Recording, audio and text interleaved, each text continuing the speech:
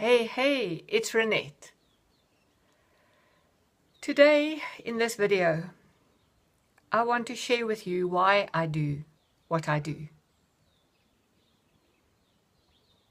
It's something I can't help doing. When I was in my teens, 15 to be exact, I had a moment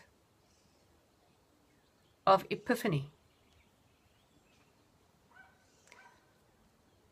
I had really difficult relationships with my parents as a teenager. I mean, who hasn't? It's what it's about, isn't it? Coming into our own identity and releasing our parents. But it was really a very intense time for me. And we lived on a farm in the Magalies Mountain, which is one of the oldest mountain ranges in the world. It's one of the 3 oldest mountain ranges in the world. And I used to climb that mountain barefoot and let rip. The mountain was my mentor and my friend, and where I found calm, peace, whatever. So on this particular day, it's quite moving for me to remember that. On this particular day, I was so angry, and I had decided I believe in nothing whatsoever. I'm an atheist. I will not, we hadn't gone to church except when I was small. My parents were Rosicrucians, and I didn't believe in what they were saying, and I didn't believe in what the church was saying, because a lot of my friends took me off to church with them, and I just decided I don't believe in God. And then on that particular expedition of climbing that mountain and shouting and screaming, because that's the nice thing with a big mountain. I mean, we had 105 Morgan. I don't know how many hectares that is, but it was big. And you could shout and nobody would hear you. Very good. And as I was, after most of the crying and the tearing of hair and clothes, you know how it goes, was over, it just blossomed in me, in my mind, that by saying I don't believe in God, I'm actually saying I do believe in God, because for you to not believe in something means it must be there for you to not believe in it. And that set me on a long further path. This was lower down on the mountain. It's quite a high mountain. It used to be one of my tests of my boyfriends. I'd take them up the mountain if they could make it to the top without becoming too winded. They were sort of okay. Anyway, as I carried on walking in this far calmer state, I started thinking about what life might be, and I asked God a number of questions, none of which, of course, I got answers to then. So I came back home. Day went on in its usual way. Lots of fighting in the family kind of thing.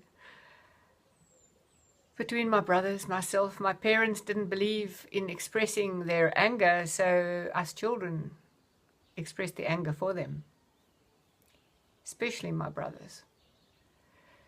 And then the next morning, as I was making my bed before going to school, I suddenly had this absolute inpouring of knowing, which hit me so hard. I had to sit down on the bed and just sit and absorb it. I couldn't I couldn't stand and absorb it.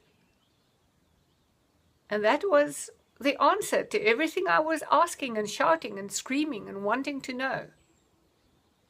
God answered me in that moment of epiphany.